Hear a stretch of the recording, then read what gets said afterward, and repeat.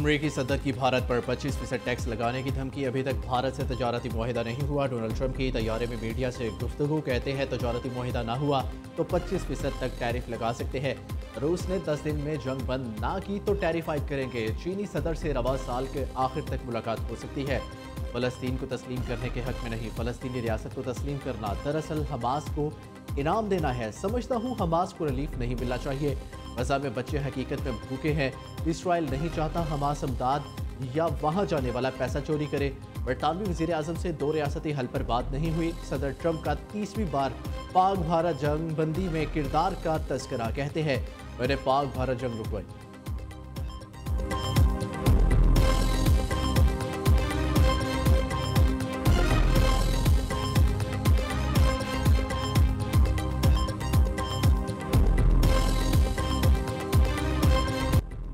रावलपिंडी, इस्लामाबाद और गिरदोनवा में मूसलाधार बारिश। महकमा मौसमियात की पेशगोई पर वासा हाई अलर्ट। ट्रेन इमरजेंसी नाफिज। जुड़वा शहरों में मजमूई तौर पर 80 मिलीमीटर से ज़ायद बारिश रिकॉर्ड।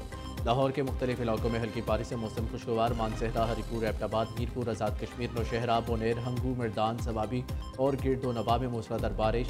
दूसरी जानिब मुल्क भर में आज से बारिशों का नया सिलसिला शुरू होने का इम्कान। महकमा मौसमियात के मुताबिक इस्लामाबाद, पंजाब, खैबर पख्तूनख्वा, गिलगित बल्तिस्तान और कश्मीर में बारिशें मतवक्के है। सिंध और बलोचिस्तान में भी कल बारिश की पेशगोई। एनडीएम में रेन अलर्ट के मुताबिक गिलगित, स्कर्दू, हुंजा और शिगर में शदीद बारिशों से सैलाबी सूरत हाल पैदा होने का खदशा।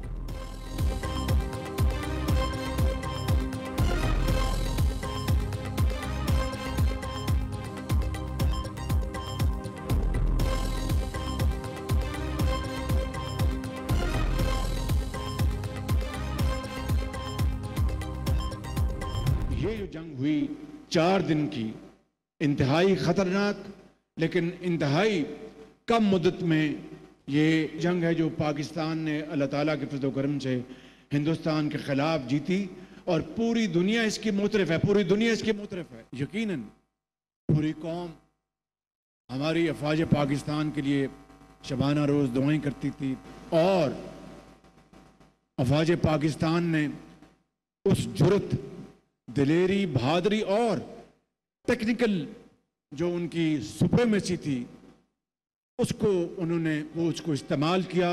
ख़ास तौर पर एयरफोर्स ने अपनी इंटरनल इनोवेशन की और इस तरह उन्होंने हिंदुस्तान का मुकाबला किया।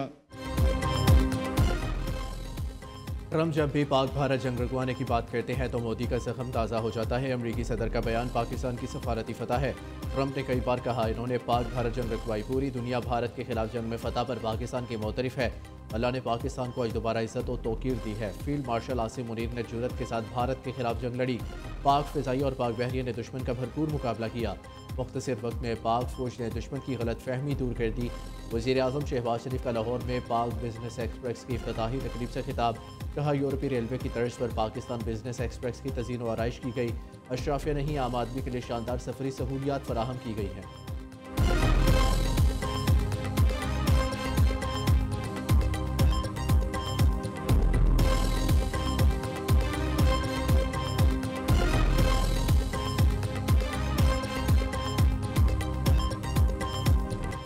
जंग बंदी नहीं की और तैयारे नहीं गिरे तो मोदी कह दें कि ट्रंप ने झूठ बोला। राहुल गांधी का चैलेंज। कहा अगर मोदी में इंदिरा गांधी की तरह हिम्मत है तो वो कहें कि ट्रंप ने झूठ बोला है।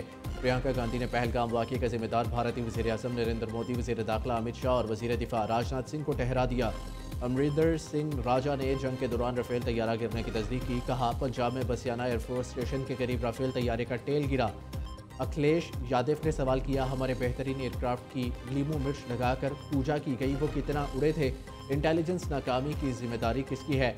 मोदी सरकार में दहशतगर्द हमले क्यों हो रहे हैं?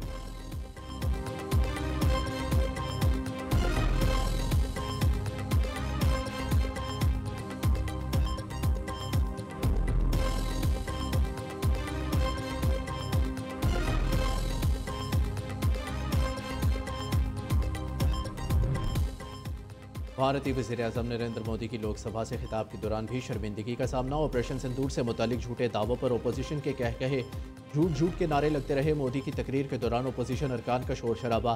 मोदी ने ढिठाई से दावा किया दुनिया के किसी भी मुल्क ने जंग रोकने का नहीं कहा। पाकिस्तान के DGMO ने जंग रोकने की दरख्वास्त की। अमरीकी सदर राब्ते की कोशिश करते रहे लेकिन मैं दस्तयाब नहीं था। 9 मई की रात अमरीकी नायब सदर ने फ़ोन पर बताया पाकिस्तान बड़ा हमला करने वाला है। इन्हें जवाब दिया अगर पाकिस्तान ने ऐसा इरादा किया तो इसे भारी कीमत चुकानी पड़ेगी। ऑपरेशन सिंदूर जारी है, पाकिस्तान ने कोई जुर्रत की तो करारा जवाब देंगे।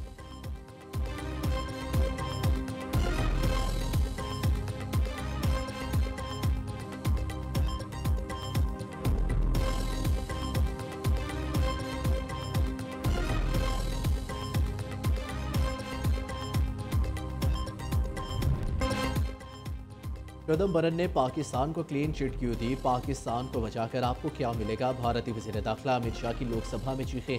अमित शाह ने पाकिस्तान को मुर्दे इल्ज़ाम ठहराने के लिए अजब मंतक अपनाई। कहा भारत ने 28 जुलाई को 3 दहशतगर्द मारे जो पाकिस्तानी थे।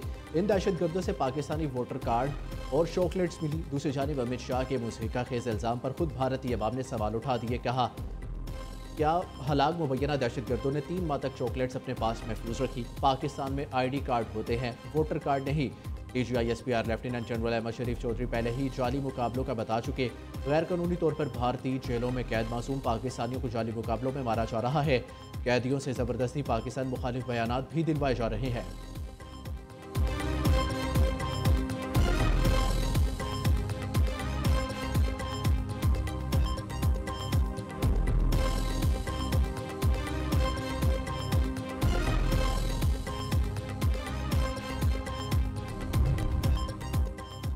हुकूमत पाकिस्तान का फ़लस्तीन के लिए फौरी अमदादी पैकेज का ऐलान। NDMA के मुताबिक अमदादी परवाज़ें आज और कल रवाना होंगी। अमदादी सामान खसूसी परवाज़ के ज़रिए उर्दन और मिस्र के रास्ते फ़लस्तीन पहुँचाया जाएगा। NDMA का कहना है कि नायब वज़ीर आज़म इसहाक़ डार अमदादी सामान की रवानगी और तरसील की निगरानी करेंगे। पाकिस्तानी अवाम फ़लस्तीनी बहन भाइयों के साथ मुकम्मल यकजहती और हमायत का अयादा करती है।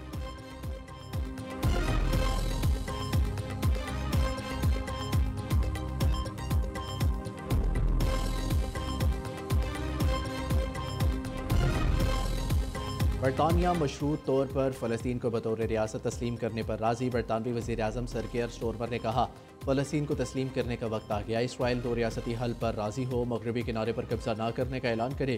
गज़ा की सूरत हाल न बदली तो बरतानिया सितंबर में फ़लस्तीन को रियासत तस्लीम करेगा। रोज़ाना 500 अमदादी ट्रक गज़ा में दाखिल होते देखना चाहते हैं।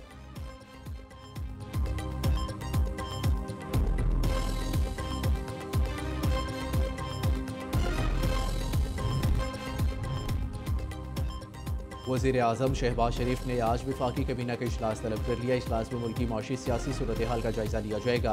मानसून बारिशों के हवाले से रिपोर्ट भी पेश की जाएगी। वफाकी कैबिनेट को अमरीका के साथ टैरिफ और दीगर अमूर पर होने वाली पेशरफ बारे ब्रीफिंग दी जाएगी। कैबिनेट इजलास में आर्टिफिशियल इंटेलिजेंस पॉलिसी की मंजूरी ली जाएगी। अहम एजेंडा आइटम्स की मंजूरी भी एजेंडे का हिस्सा है।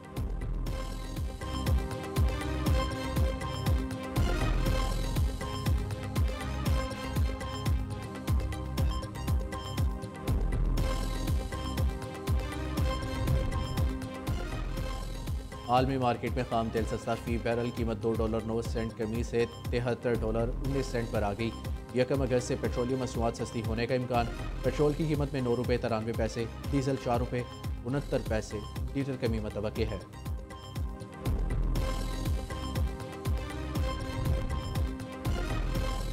बेटे किसी एहतजाजी तहरीक में शरीक नहीं होंगे। बानी PTI ने कासिम और सुलेमान को पाकिस्तान आने से मना कर दिया। एहतजाजी तहरीक पार्टी ने चलानी है, तहरीक के लिए पार्टी को हदायत दी है। तोशाखाना 2 केस की समाअत के दौरान बानी PTI की गुफ्तगू। वज़ीर दिफा ख्वाजा आसिफ ने तंज़ किया हकीकी आज़ादी के लिए आम आदमी की औलाद, अपनी औलाद यहूदी लॉबी के लिए। तारीख में इससे बड़ी नौसरबाजी शायद ही किसी ने की हो।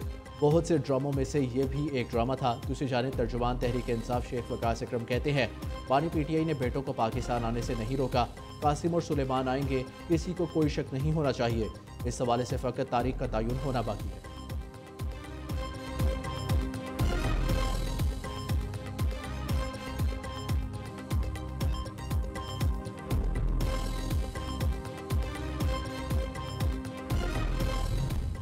परफेक्ट नहीं है, लेकिन आप कोशिश करते हैं कि सिस्टम फेयर चले और बुनियादी हकूक़ के तकाज़े पूरे हो और आइन की बालादस्ती हो, कानून की बालादस्ती हो। खान साहब की 5 तारीख को 2 साल पूरे हो जाएंगे, नाहक जेल में 2 साल पूरे हो जाएंगे। इसमें लोगों को निकालने की ज़रूरत नहीं है, लोग खुद निकलेंगे, पुरअमन निकलेंगे।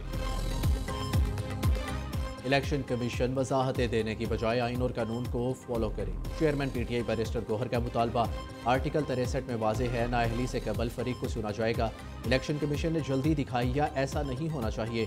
जमहूरियत में अपोजिशन का किरदार ख़त्म हो जाए तो वो शहनशाहियत है। वक्त है एक दूसरे के गिरेबानों से हाथ निकाला जाए। बैरिस्टर गौहर की मीडिया से गुफ्तगू। दूसरी जानिब अपोजिशन लीडर उमर अयूब ने चीफ जस्टिस पाकिस्तान को खत लिख दिया। खत में 9 मई वाक़यात में हालिया सज़ाओं का जिक्र, PTI रहनुमाओं की सज़ाएं और बतौर अरकान नाअहली का मामला उठा दिया। मामले पर सुप्रीम कोर्ट की सतह पर नोटिस लेने का मुतालबा किया गया।